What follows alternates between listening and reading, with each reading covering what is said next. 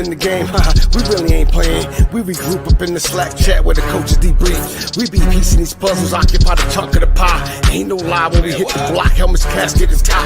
You be seeing helmet after helmet, helmet after helmet. First place, second place, fifth place, eighth place, 12th place, 15, 16, 20. So many helmets, you got blurred vision, we got you many. Tick your tech. Oh man, shit. They got us fucked up. Army, regroup. We pledge always to have that edge. We don't fire warning shots. Competition just dropped. We locked and loaded before lock. Whatever the time, yeah. Do you even correlate? Being the best requires a willingness to outwork your competition. There's always someone smarter, faster, sharper, more naturally gifted to come around.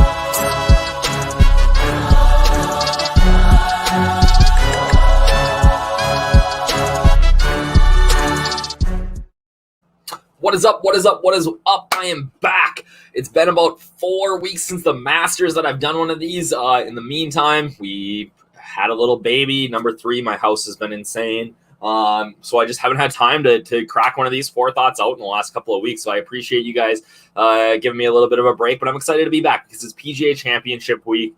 It's a fantastic course, and I am excited to dive into it. So usually in these Fore Thoughts, I give you guys four thoughts about kind of how I feel about the tournament. But with majors, what I'm going to do is what we have been doing is I'm breaking down each of the salary levels, talking a little bit of strategy through each, not giving away all the goods, not diving into the RS here. That's stuff for our VIPs. If you are not a VIP, you can use the code UpNorth for 10% off a VIP membership to DFS Army. And that is 10% off for life. We have all sorts of options. We have weekly, monthly, yearly. That 10% is only for VIP. If you just want PGA, you can do that. And we have, like I said, all sorts of options. So here we go, ladies and gentlemen. We are at the 2021 PGA Championship. We are at Kiawah Island in South Carolina. All right. This is a Pete Dye designed course, and I'm sure you've seen the headlines this week that this is going to play at 7,800 yards. And here's the deal. It's 7,800 yards on the scorecard. And this is maybe something that not many people are going to talk about this week. But 7,800 yards, it could play 74. It could play 76. 78 is about as long as they're going to make this. The reason being is that when Pete Dye designed this course, it's right on the ocean, and there is not a prevailing wind here. So when he was trying to design it, he had to play for some winds. All right, and what he did was, instead of just building for one, what he did was he made the tee box extra long. He made the greens super deep. All right, and the reason being is that you can adjust the course setup based on where the wind is going to be. So everybody's going to get super fired up about 7,800 yards. And right now, with the wind, everybody's going to jump on these bombers, and they're going to be over-owned. And if the wind forecast stays what it is, which is 10 to 14 miles an hour, you're not going to have to hit at 310 to win here, all right? You look back to 2012, really outside of just, the second round was really, really tough on guys. But it didn't even play, 2012 didn't even play as the toughest event that year. So I think this course gets hyped up to a certain extent, especially when we're like, oh, you got to play the bombers. Here's the deal. I want guys who are going to be good tee to green. I don't care about putting with pass, pull, and grass on the greens. I think that sort of levels out the playing field.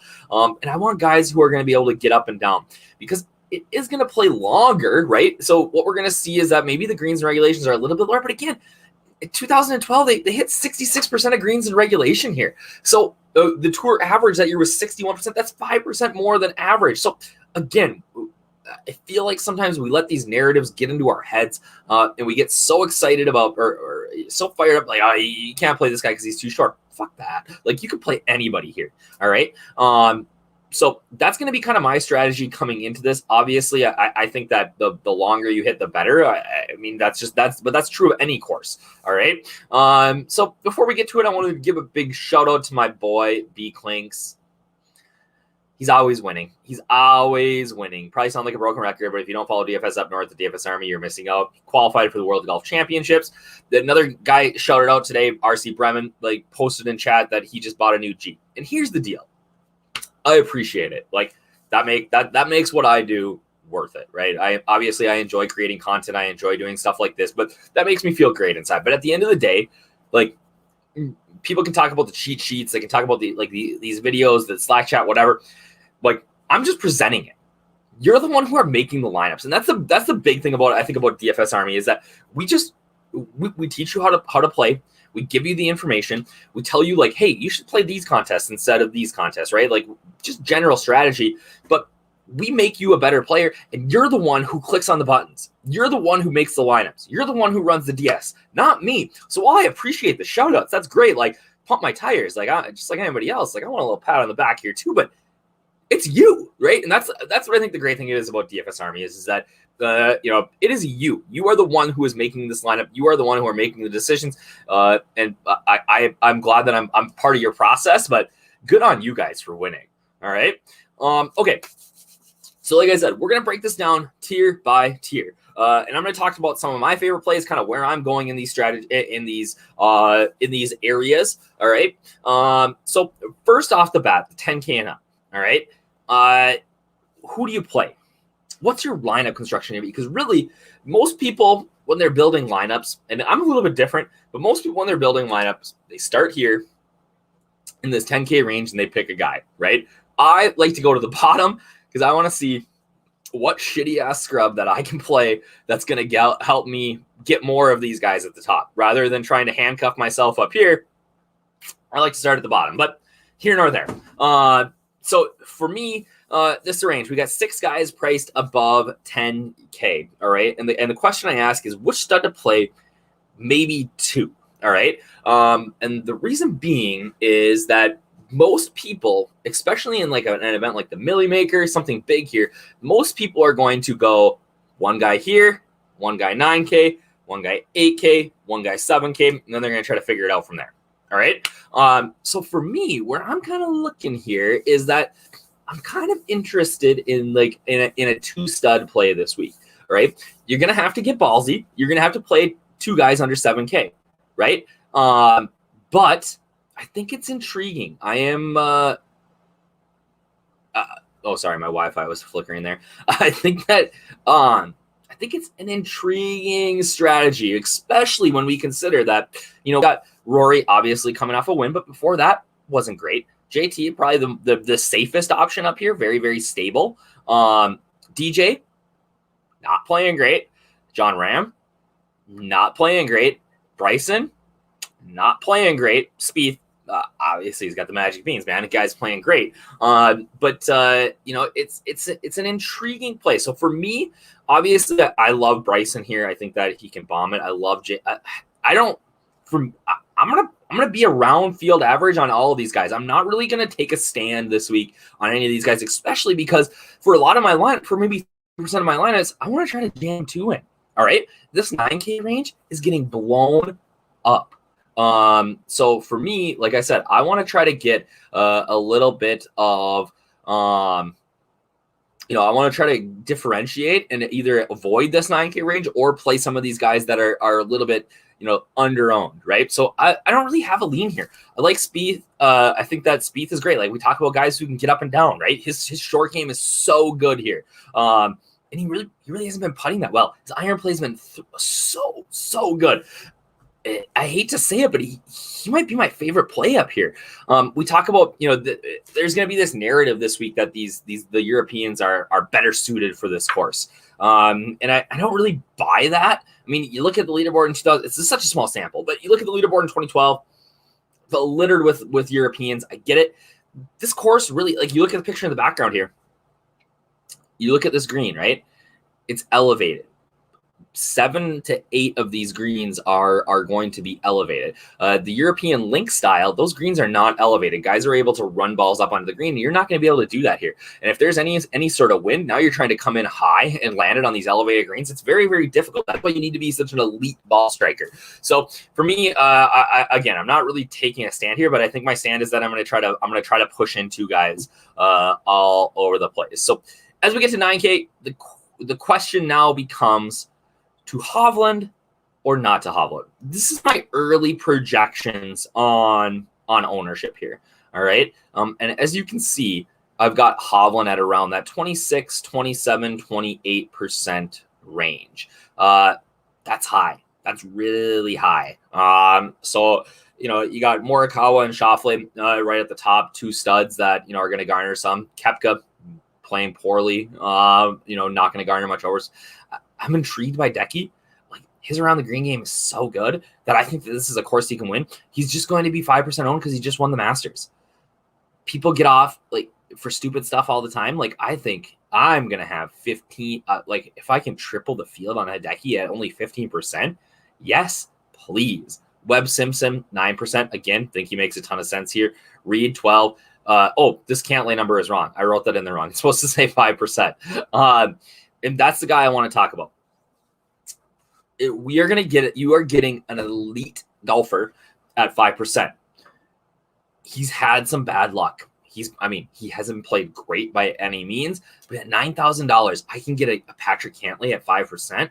Like, again, these are just plays that I am going to make. I'm going to just all day, 5% Decky, I'm taking 15. 5% Cantlay, I'm taking 15. I don't even think about it. I don't look at past history. I saw somebody on Twitter talking today about West Coast versus East Coast, for guys, screw that. Good golfers are good golfers are good golfers. All right. So don't fill me full of that. If I can get it again, it's not even about all of these guys can win. We get into this I got to find the right guy with the right stats. Bullshit. All these guys can win. Winning GPPs is not about finding the guy that fits the best statistically. It's about making the right play with a leverage play somewhere. Because at the end of the day, there's going to be 7, 10, 12, 20, 100 lineups, 100 lineups that are very, very similar to yours. So where you gain that leverage on the field is really what it's all about. So like I said, I'm not gonna have a ton of this range, but the guys I do are just guys that I'm gonna find leverage on here. So that's where I'm at in the 9K. If that loses me money, so be it, right? I'll make that play every day in GPP. I really think that this is kind of where you win or lose GPPs. All right. There's going to be guys in here who are going to be super chalky that I really like Daniel Berger, Will Zalatoris that I really, really like. And then there's going to be guys that are just going to get zero ownership that can absolute 100 freaking 10% compete here. Somebody like a Tommy Fleetwood. We haven't seen Sungjae in a couple of weeks. He's going to be under-owned. Fitzpatrick's going to be massively under-owned because he doesn't hit it long enough. Again, I don't think it's going to be as big of an issue as everybody's playing it out to be. I don't think you need to absolutely bomb it here. You look at Jamie Donaldson, the guy hits 270. He was top 10 here last time, right? So I really think that this is a strong range. I got to save some of my hot takes for our VIPs, but I really like that. So this 7K range, there's I was, building this today and looking back at what we had for the Masters. Obviously the 7K range was pretty small in the Masters, and we now have a massive 7K range. This is where you can really make a stand on some guys. And again, all good plays. Sam Burns, 7,500, Chalk City, play him in cash. Again, for me, that's where sort of where's Paul Casey? 7,700, cash. Don't even think about it. Cash, 25%, don't care. Play him in cash. You can play him in cash and just block everybody. Doesn't matter if he does good or bad. You're in cash. All you're trying to do is get across the line. I actually coincidentally like Casey quite a bit this week. We're going to see, a Shane Lowry here, who could get some steam later in the week, but I am anybody who's read my cheat sheets before knows that I am not a Shane Lowry guy, but Tita Green's been really good the last couple of weeks, so I need to dig a little bit more in, but I'm intrigued. Gary Woodland showed a little life a couple of weeks ago. I wrote on here the as we kind of go down the range here, give me Higo or give me death. I am a Garrett Cago truther. I think that 7,400 is going to. I was blown away by this pricing. I get that he's 80-1 on a lot of places now, but Garrett Cago is an absolute stud on the European tour. He won't be as owned as he probably should because he's at this price. But yeah, I'll have more about him in my notes. I love him. Matt Wallace here. Tee to green stud, good around the green game. I think Westwood can contend. He did obviously in 2012. Max Homa with Jim Bones Mackay on the bag is intriguing. I'm seeing Keegan Bradley chalk. I get it, but again, it's in GPP. We're looking to build some leverage. I am really intrigued by this price on Harris English. Showed a lot of life last week. Again, we're talking about a birdie fest. So that's a little bit of a different, thing. But I think we're going to see the winner at like 12, 13, 14. Like I don't think we're going to see a single digit winner here. This kind of range, guys who are they ready to take the next step? These guys aren't winning. Maybe, I guess. This is PGA. Anything can happen. But are these guys ready to take the next step in their game and find a top 10 in the major? And the guy that I'm really looking hard at here is Jason Kokrak. Like, I think he's got a ton of game. I think that if Fowler can get through the second round, like he's been so solid in the first round and he just struggles in round two. So if he can find a way to contend, I'm intrigued there. Again, I love if I want to play that two stud top 10K guys and kind of skip over that 9K range, I got to find a couple of guys down here. All right. So guys that I'm intrigued by are Carlos Ortiz's iron play was so good last week. So I like him. Victor Perez, I'm in love with. Bobby Mack, I love a good lefty who can pound it. I try not to get into this narrative of guys hitting it a long way, but he hits it a long ways and he's good. Ryan Palmer is just 6,900 is way too cheap for Ryan Palmer. Stenson, Taco loves him. He's been all right. Charles Schwartzel's been so good, and if you don't have to putt well here, like, hey, we can play Schwartzel. I love a guy like Christian Bezuidenhout here. We talk about around the green. I think his game is picture perfect for majors like this, especially ones that aren't going to be birdie fests. I don't think it's going to be a super tough test like everybody else does, but I'm really intrigued by Bezuidenhout here. We were on John Catlin last week. He struggled to make the cut, couldn't make a birdie. But I really like John Catlin. I think names like Sammy Valimaki are interesting. Maybe that's just me loving the Euros too much. But again, Euro players, Detri, Kiawah, I love Antoine Rosner. Noren, people are going to be on because he was good last week. No thanks. Guy I'm really intrigued by down here is Lanto Griffin. Again, another guy that his game is built for these type of events. Tee to green stud, doesn't putt well. And there's actually a guy who is I'm not saying I'm making him a core play yet, but I'm very, very, very high on him. That is under $6,600 that I think is going to have a top 10 finish here. That is likely going to be in the GPP winning lineup, at least in the way that I'm kind of building right now. Obviously, we don't know what's going to happen. This is golf, for Christ's sakes. But if you want to know who he is, you got to become a member. You got to become a VIP or a PGA member. So we have PGA weekly access. That's $9.99 a week. So if you just want to try us out this week, $9.99. Check it out. Monthly $30. Yearly is $300. But what you really want to do again is the VIP, even if it's just for a week. $19.99. Auto recurring weekly. Test it out. Right? You get me. You get our MMA content's been fantastic. Just firing all cylinders. Our secret weapon, our best sport, arguably our best sport, is NASCAR and League of Legends or any sort of esports. Like our guy, like you look at the winning lineups section in our Slack chat, and it is crushing. Oh, by the way, we are moving to Discord soon, and I'm super excited about that. But that's besides the point. But you get access to everything, right? The domination station, the research station, all the sports, all the projections. One price, everything. $70, fantastic deal. Best value in DFS. So, again, oops, that's my old slides. Use that code UpNorth, you get 10% off for life. So, join us. Hit me up in Slack chat. If you watch this video and you join, I'll help you out. Not just because you joined, but every week I get hundreds of DMs. Doing my best to help guys out. But again, the best part about DFS Army is that we help you to become a better player so that you can make these your own. Cheers, guys. I'm excited to be back. Fore Thoughts, PGA, DFS Army. We'll see you on the other side.